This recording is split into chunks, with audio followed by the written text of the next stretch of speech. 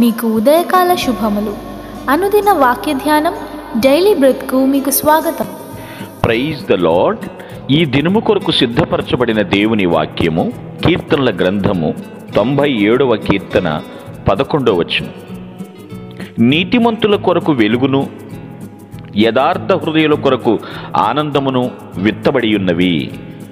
ప్రభునందు పిల్లరా, ముందుగా మీకు హృదయపూర్వక వందనములు తెలియచేస్తూ ఉన్నాను.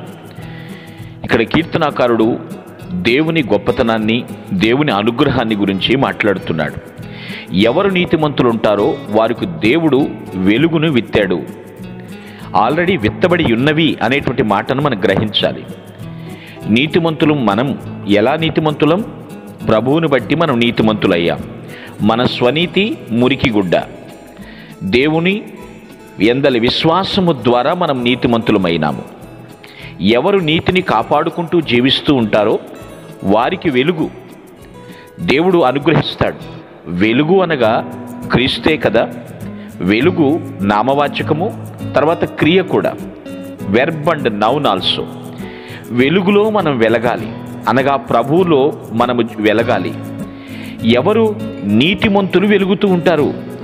ఒక వెలుగు వెలిగాడరా అంటారు, ఆ కాలంలో ఒక వెలుగు వెలిగింది అంటారు. మనము ఆ కాలం ఈ కాలం అని కాదండి, మనం ఎప్పటికీ కూడా ప్రభువునందు వెలుగుతూనే ఉండాలి. నీతిమంతులైతే వెలుగుతూ ఉంటారు. ప్రభు ద్వారా మనకు ఆపాదించబడినటువంటి నీతిని కాపాడుకుంటూ మనము క్రీస్తు కొరకు వెలుగుతూ ఉండాలి. నీతిమంతులకు వెలుగు విత్తబడి ఉన్నదన్న సంగతి మర్చిపోవద్దు. కొంతకాలము వెలుగు బాగా ఉండి మసకబారిపోవటం కాదు, తర్వాత ఎప్పటికీ కూడా వెలుగుతూ ఉండాలి. ఆయన జీవపు వెలుగు కదా, ఆయన వెంబడించిన వారు వెలుగుతూ ఉంటారు. ఈ సత్యాన్ని మర్చిపోవద్దు.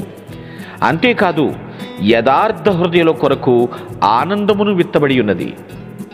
యథార్థత ఇది చాలా కష్టమండి అంటారు, కానీ యథార్థత వదలకుండా ఉన్నటువంటి యోబు పరిస్థితిని ఆలోచించాలి. తన సొంత భార్య వచ్చి నీవు ఇంకనూ యథార్థత వదలకు ఎందువా అన్నా కూడా ఆయన యథార్థతను విడిచిపెట్టలేదు. ఏదో ఒక మూలన చిన్న అవిశ్వాసపు మొలక యోబులో ఉన్నప్పటికీ యథార్థతను విడిచిపెట్టలేదు. దేవుని ముఖదర్శనం చేసుకున్నాడు. దేవుని రెండింతల ఆశీర్వాదాన్ని అనుభవించాడు. యథార్థ హృదయులకు దేవుడు ఆనందాన్ని సిద్ధం చేసి ఉంచాడు. ఆనందిస్తున్నారు అంటే యథార్థత.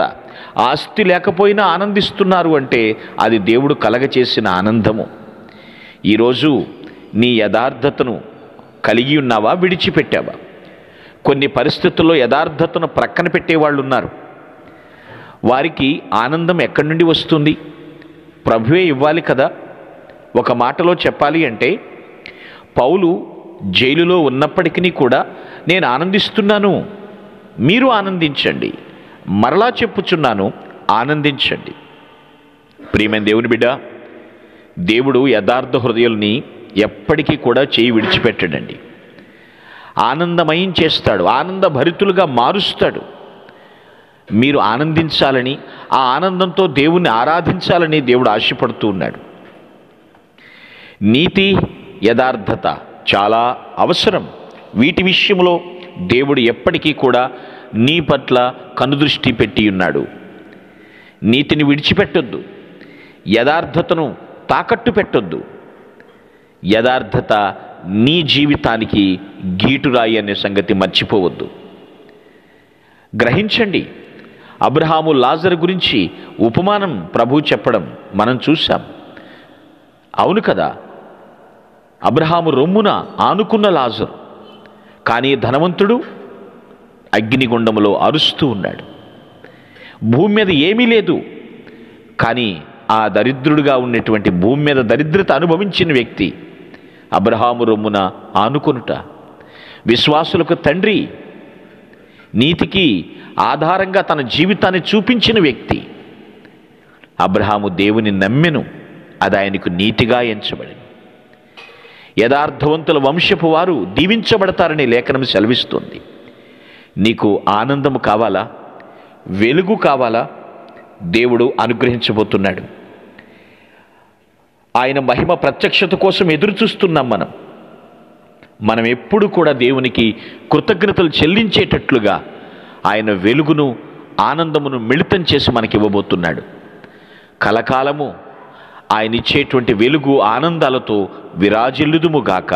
ఆమేన్. మీ కొరకు ప్రార్థించుటకు మేమెల్లప్పుడూ సిద్ధం. Praise the lord. ప్రభు నామమున మీ అందరికీ వందనములు. ఈ మా సందేశముల ద్వారా మీరు ఆశీర్వదింపబడినట్లయితే మీ తోటి వారికి షేర్ చేసి దేవుని రాజ్య సువార్తలో మీరు కూడా పాలుభాగస్తులు కావాలని ఆశిస్తున్నాం. మొదటిసారిగా ఈ ఛానల్ను చూస్తున్నట్లయితే మా ఛానల్ను సబ్స్క్రైబ్ చేయండి. వీడియోలు నోటిఫికేషన్ రూపంలో పొందుటకు బెల్ బటన్ని ప్రెస్ చేయండి. God bless you.